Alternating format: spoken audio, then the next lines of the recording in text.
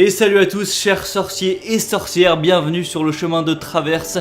Et aujourd'hui on va légèrement s'écarter des objets d'Harry Potter pour s'intéresser aux objets des animaux fantastiques, les films qui sont la suite logique des fameux Harry Potter. Alors au début je me suis demandé si je devais ou pas m'intéresser aux objets de ces films là, mais je me suis dit que ça fait quand même partie du même univers, du monde d'Harry Potter, du monde des sorciers, donc pourquoi pas. Il y a pas mal d'objets assez intéressants, assez jolis à vous présenter. Alors ça peut être vraiment intéressant je trouve, et personnellement j'ai quand même bien apprécié les films, encore plus le deuxième que le premier, et j'attends aussi avec impatience le troisième. Et donc aujourd'hui, je sais pas si je l'ai dit, mais je vais vous présenter le top 5 des meilleures baguettes, pas de Harry Potter mais des animaux fantastiques. Allez, on est parti. Alors c'est un petit peu dommage, mais contrairement à la vidéo sur les top 5 des meilleures baguettes sur Harry Potter, j'aurai pas autant de détails, autant d'informations sur les baguettes, à savoir le bois, la taille. Ouais, malheureusement je pourrais juste vous les montrer sans vous donner ces informations qui n'ont pas été divulguées, je crois, en tout cas moi je les ai pas trouvées. Donc voilà, ce sera un petit peu moins garni en informations, mais bref, on commence tout de suite. Première baguette, la baguette de Norbert Dragono. Alors je vais plus vous parler des personnages que des baguettes du coup.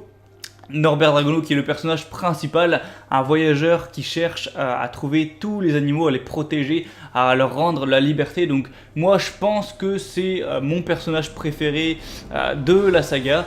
C'est un petit peu un choix défini, mais j'aime vraiment son côté à vouloir être libre, à vouloir un petit peu casser les règles, et surtout la scène où il dit moi mon pire cauchemar, avec l'épouvantard, mon pire cauchemar c'est travailler dans un bureau, ça m'a vraiment fait marrer.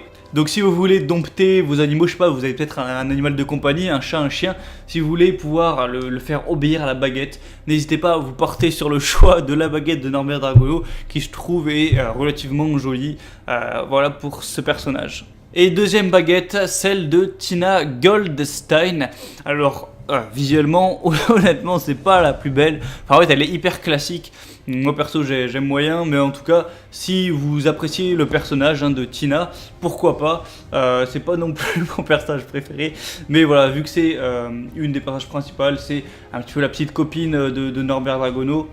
Elle est quand même assez importante dans l'histoire, elle a son petit caractère, et bien j'ai souhaité quand même la mettre.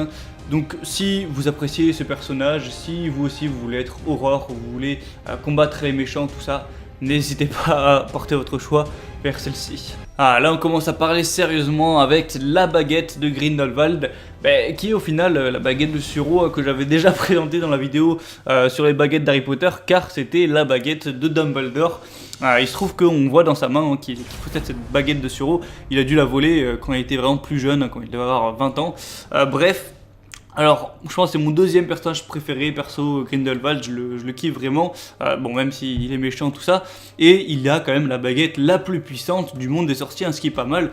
Alors, je trouve un truc assez pratique, c'est que si vous aimez Dumbledore vieux et que vous aimez Grindelwald, vous pouvez acheter une seule baguette qui est la baguette de Suro, et vous aurez à la fois la baguette de Grindelwald et de Dumbledore quand il est plus vieux, ce qui est assez pratique étant donné qu'ils se sont échangés la baguette, donc voilà, sympa. Baguette la plus jolie sûrement de cette vidéo, avec la classique, la baguette de Suro, surpuissante, bref tout ça. Donc si vous êtes quelqu'un de méchant, de dark, de sombre, que vous n'avez pas forcément les meilleures intentions du monde, vous pourrez peut-être par magie noire vous porter sur le choix de cette baguette. Et quatrièmement, la baguette de Dumbledore du coup, mais de Dumbledore jeune, de Dumbledore dans les Animaux Fantastiques 2, quand on le voit, je sais pas quel âge il doit avoir, enfin je crois qu'il y avait un peu aussi un bug à ce niveau-là, soi-disant il doit avoir 50 ans, mais en fait à sa gueule on dirait qu'il a 30 ans, bref, franchement elle est hyper stylée sa baguette pour le coup, voilà, elle est noire comme ça, un peu, elle est hyper stylée je trouve. C'est peut-être la plus belle au final de cette vidéo.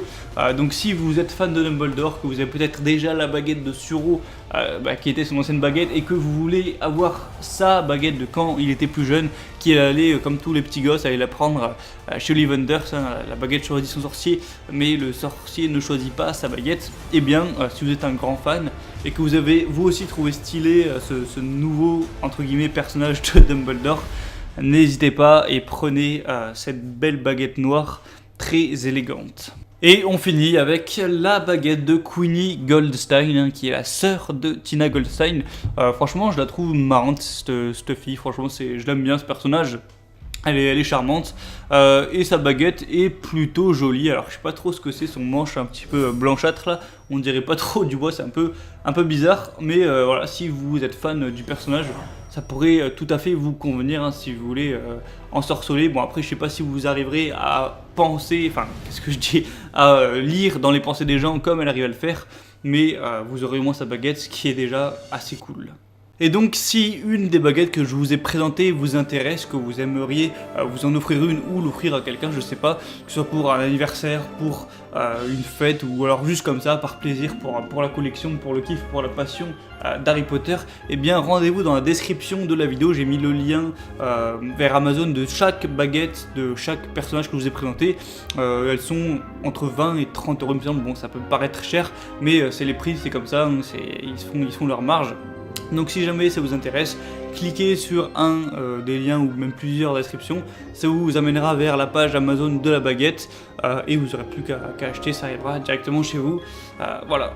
Alors je crois que j'ai déjà dit, mais vraiment j'ai hyper hâte d'assister au troisième film des Animaux Fantastiques, de la troisième, vraiment qui a l'air hyper bien, avec Croyance qui se révèle un petit peu.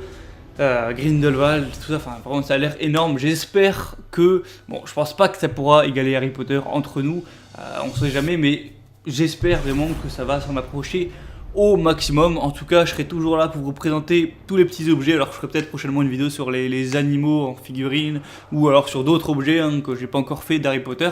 Il reste encore du chemin à parcourir et sur ce je vous dis à la prochaine. Portez-vous bien, vivez avec votre passion d'Harry Potter, hein, franchement, ça fait maintenant plus de 10 ans que je suis fan et ça reste toujours, bon je suis pas toute la journée en train de consulter les trucs d'Harry Potter, mais ça reste toujours en moi, j'ai grandi avec. Enfin bref, je vais pas vous faire le discours de ma passion pour ce film, ces livres, cette saga. C'était le chemin de traverse, un peu bizarre de dire ça, mais allez, je vous dis à la prochaine, portez-vous bien, ciao.